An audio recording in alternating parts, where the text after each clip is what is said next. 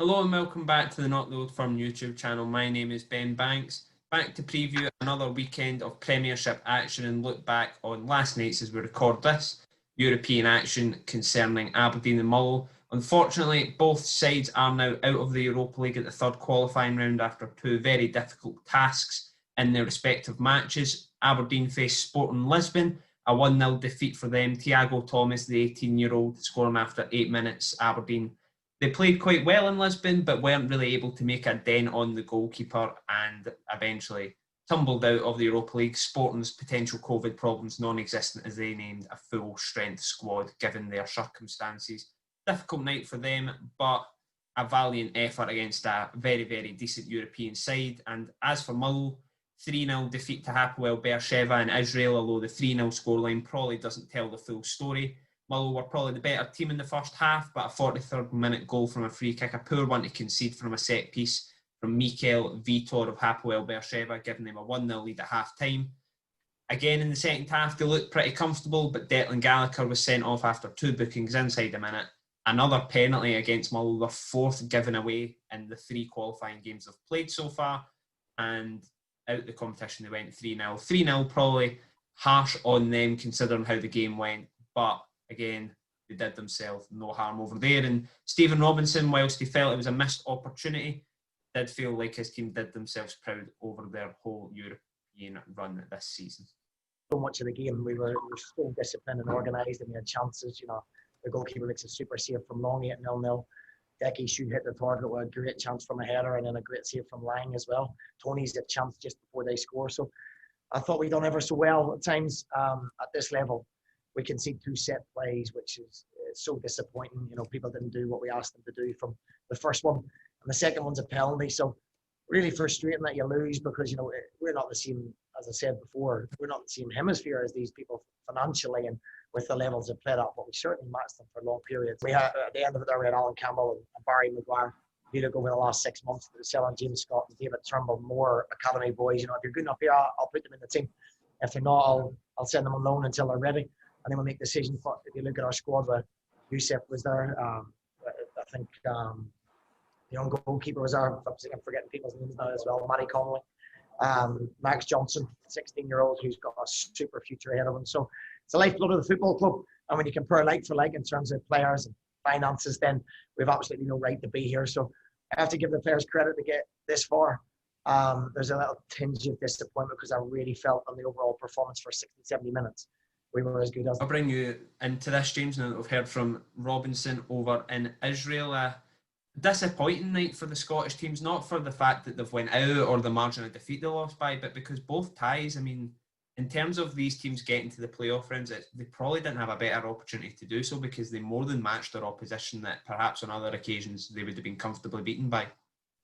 Yeah, I think Aberdeen in particular, Aberdeen was one of these ones where it was totally going to depend on which sporting side turned up last night. Whether it was going to be the full strength, full on sporting team, or whether it was going to be a kind of ramshackle makeshift, let's get whatever bodies we can get.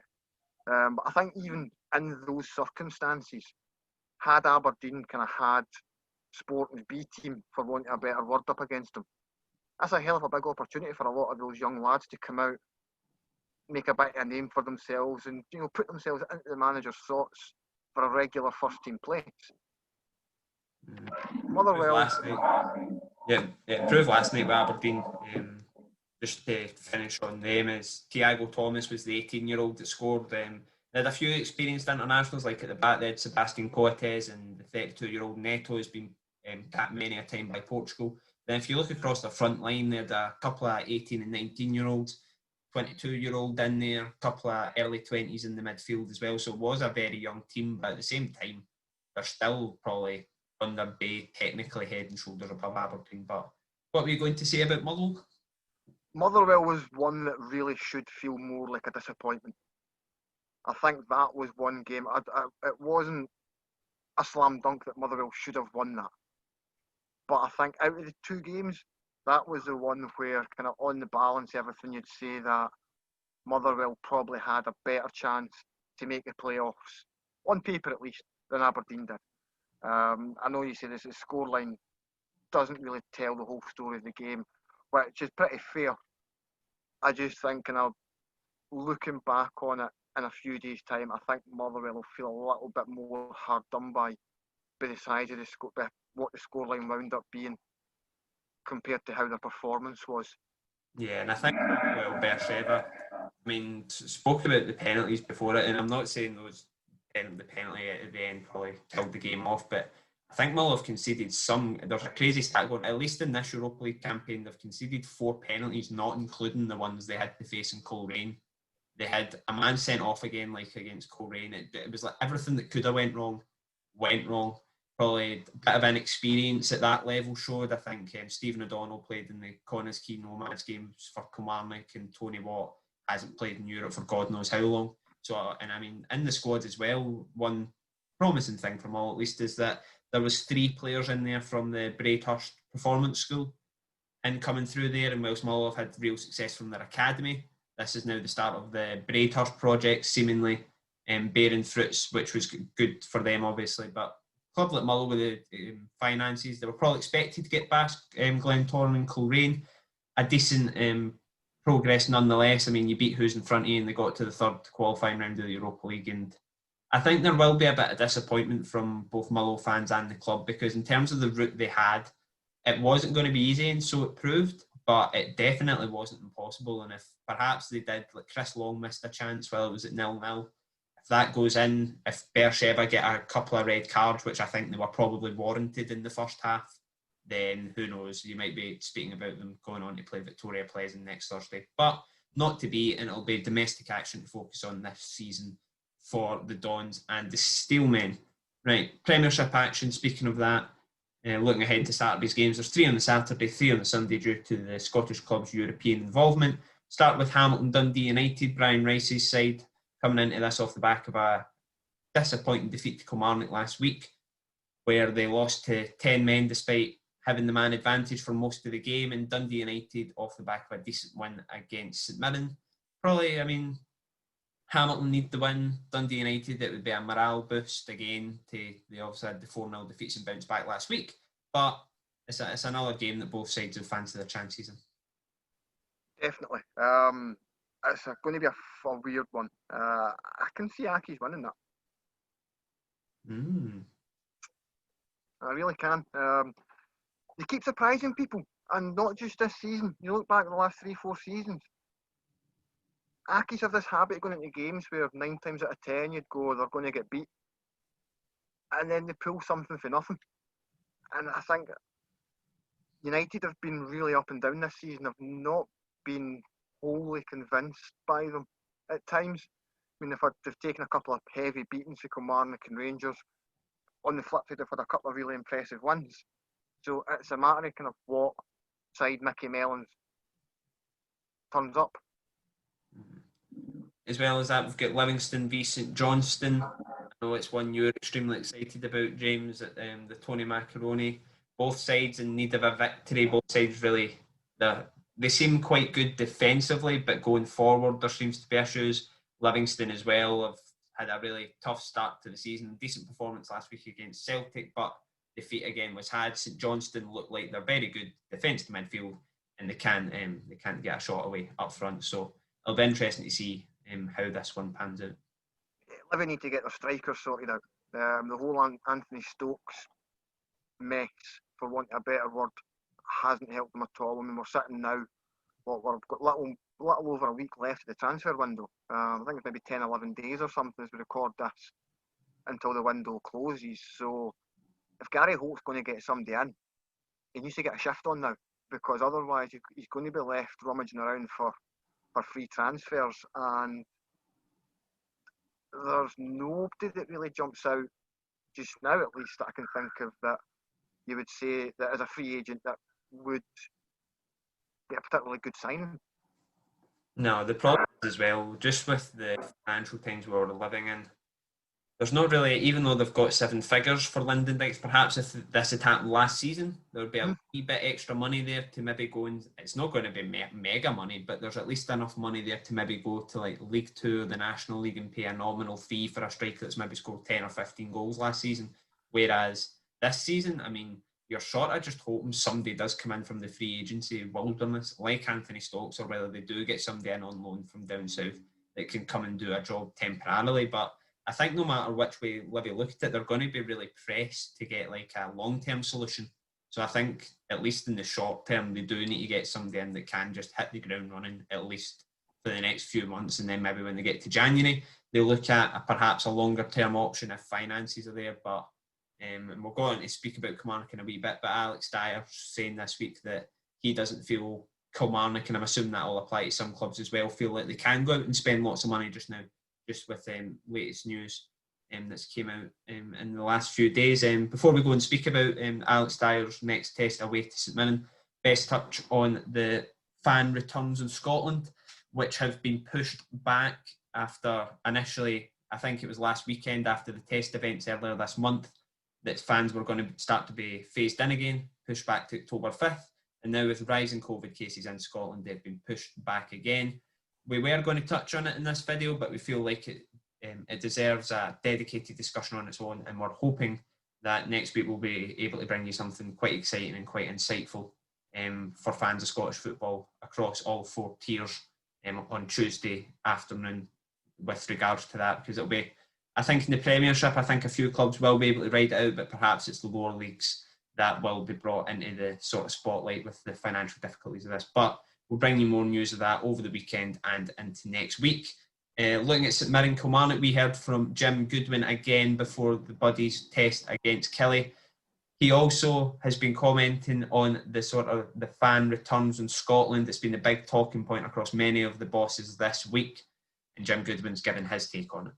It's not the news that any of us wanted to hear. We're all desperate to get the supporters back, not just for the fans, but obviously for the financial income for every club out there, and every other sport as well. So, we have to respect the decision of the government and what's going on in the public. Obviously, we're all well aware of that. So hopefully we'll come up with a solution that will allow us to safely get fans back into the stadiums in the not too distant future. That is a fair argument, and I do believe that myself. I think in an outdoor arena where there are thousands of seats and plenty of space to socially distance, then I do believe that we, as a football community, would be capable of putting things in place and carrying out safely.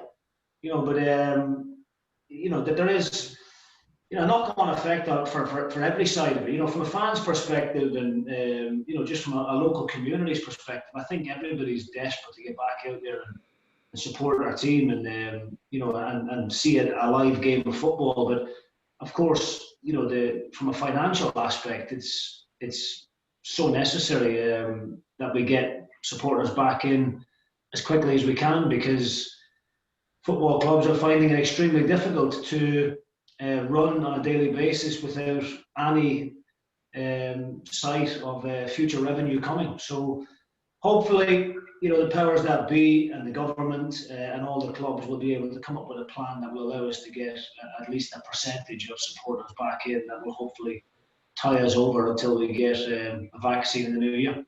Aye, St Mirren Kelly, we will be at that alongside Livingston versus St Johnstone on the Saturday, and it's Kelly are in fairly decent form. St Mirren in need of a win. Yeah, definitely. The Buddies really need a win. And I kind of feel bad for them, because when you look back over some of their games this season, I know we've spoken about it before, but they've been on the wrong end of some bloody atrocious refereeing decisions. And hopefully kind of things start evening themselves out for Jim Goodwin's side. But they need 3 points this weekend. Otherwise, you start getting into that position where you're scratching and clawing for absolutely everything. Mm-hmm. Sunday's games, there's 3 on the Sunday due to European involvement. Motherwell v Rangers is the early kick-off, followed by Celtic versus Hibs and Ross County Aberdeen. Focusing on Motherwell Rangers first, the early kick-off at Fir Park. 2 teams going into this off the back of European involvement. Probably a few tired legs within both camps, but it'll be interesting to see, focusing on Motherwell, how much this squad can put up with. This will be their 4th massive game in 10 days, and whether that takes its toll on Sunday remains to be seen. Yeah, it's a funny one because Fir Park always seems to be a bit of a bogey ground for Rangers at times. They always can either go there and it's either all sugar or all shite. There's no kind of middle ground for them. So it'll be interesting to see, first of all, which Rangers side turns up. But second, I'll be really intrigued to see whether Stephen Robinson kind of adjusts his side to combat Rangers, or whether he keeps doing what he's been doing and tries to take the game to them. I think it's going to be a massive, massive game for Alan Campbell. I think it's that opportunity for him where I think looking at the Rangers game on Thursday night, I thought the Rangers midfield three looked really impressive. It'll be a really good challenge for Campbell to come up against the most capped outfield player in Northern Ireland's history, the Canada captain, and a Finnish international. So it's a really interesting test ahead for Motherwell this weekend. I think probably one slight positive of Thursday's game is that Bevis McGabby was suspended. He's probably been Mull's unsung hero this season at the back, and I thought they did miss him, that wee bit of power and pace against Beersheba. Their front line was really quick. He's had a full week's rest from last Sunday, so perhaps there is a slight fresh leg to bring into the team. Whether I don't think Thursday's performance will dent confidence too much. I think hopefully Robinson seems to be quite good at getting the players believing in the performance over the result if it's been a negative result in the end. And I think the big thing for me is whether Mull can keep the way Mull play is really high intensity. And you'd like to think when Rangers will have 60-70% possession, will be forced to do a lot of running again, like they were in 29 Israeli degree humid heat on Thursday. Alan Campbell, as you mentioned, for me, he's the standout player in the Premiership this season so far. Between him and Ross McCrory. Yeah, I think he's been excellent, but this is his biggest test yet. If he manages to perform in this, then I think people already know he's going to go to the highest level, and he is going to go to the highest level. But I think for the wider Scottish football fan who perhaps doesn't pay attention to Mull every week, this will really cement that. But it'll be a decent test for Mull. I mean, if they win this, and it's a big if. The size. I think Mull in my lifetime I think I was one the last time Mull beat Rangers in a league game, which shows you it's quite a stagger. Although Mull have beaten Rangers in playoff competition and in the League Cup in recent years, they've not actually beaten them in the league in a very, very long time. So, as I said last week when I said Aberdeen couldn't win forever, eventually Hibs or Rangers had to concede. Something is going to have to give some point down the history timeline. Who knows? Maybe for Mull it'll be this weekend. Looking at Celtic v Hibs are, again, another old firm test for them. They showed last week they're more than capable of matching Celtic and Rangers, and they've got Parkhead away this weekend against a Celtic team who are unconvincing at best against Riga on Thursday night. Hibs have had 7 days to prepare for this. Celtic coming off the back of a physically and mentally testing game on the Thursday. The way Jack Ross's side play, they're really fast on the break and they're pretty resolute defensively. So I think Femdy's going to go to Parkhead just now and cause this Celtic side, who aren't in the best of form just now, problems. They were really poor against Livingston last weekend as well. So Celtic are definitely there to be got at. Whether Hibs turn up, Hibs seem to have this habit of going to Celtic Park and kind of freezing. So it'll be interesting to see just how they perform in the East End of Glasgow on Sunday. If they play to their best, there's absolutely something there for the taking for them though. Celtic look very ropey defensively at times. They're not scoring as regularly as they probably would like. Like they made very heavy work of Riga on Thursday night. So yeah, that's a real wild card, that game. I think it could go either way. It's not like, especially with how Celtic have performed this season, I don't think it's going to Parkhead, whoever goes there in the Premiership are the underdogs. But I think this season, perhaps slightly less so, just with how unconvincing. You've seen the reaction from Celtic fans. They're just completely disgruntled at how their team is playing just now, and Hibs are flying by all accounts. Perhaps couple of wee things here and there they need to iron out, but over the piece Jack Ross is doing a very, very decent job there, and they look like a good bet for third at the minute. So if they can go there and get a positive result, then they will really, people start to really take notice of them if they haven't already. And might end up being odds and Edward Celtic farewell as well. Well, that's what I mean. He's had a quiet couple of weeks, and coming up against a Hibs backline that's probably been the best outside, probably one of the best in the Premiership so far this season, at least second or third in the ranking there. It'll be really interesting to see how they get on Sunday. And finally, up in Dingwall, Ross County v Aberdeen. Aberdeen been fairly decent recently, but after 6 wins on the spin, 2 defeats in the last game, it was a shocking defeat last week, really, in more ways than one. 3-0 to Mull at Tawdry, more so in the way they lost the game rather than the actual eventual scoreline. Before a decent performance in Portugal, but again, not the end result they wanted, and they'll go up to Ross County, not so much with a point to prove, but they'll be looking to just get back into that winning mentality. Had this been at Pittodrie, I'd have put the house on Aberdeen winning. With it being in Dingwall, I'm not convinced. I think the Staggies could very well take something for this. I've said before how I've been impressed by Stuart Kettlewell's side. I think they're kind of really well organised. They do their jobs well. There's no frills to them. So yeah, Aberdeen, albeit had a better performance on Thursday night against Sporting, they're not looking quite as fluid and as confident as they had a couple of weeks previously. And if County can take advantage of that, the game's definitely there for them. Ross have been, I think, outside of sort of the bigger teams in terms of your smaller teams between sort of 5th and 12th. They've been the surprise package so far this season. They've probably surprised a few folk with how well they've done and how good they've been defensively as well. I think that's been a big part of their play this season. Definitely been a really big part of their play this season with how well they've coped defensively. I mean, the win over St Johnstone last weekend was one of those ones where you seen County go 1-0 up,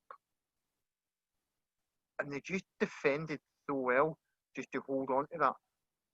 And if they can, as I said, if they can kind of keep everything together this weekend, Aberdeen haven't been too great in attack. They're still lacking a fair few bodies. They're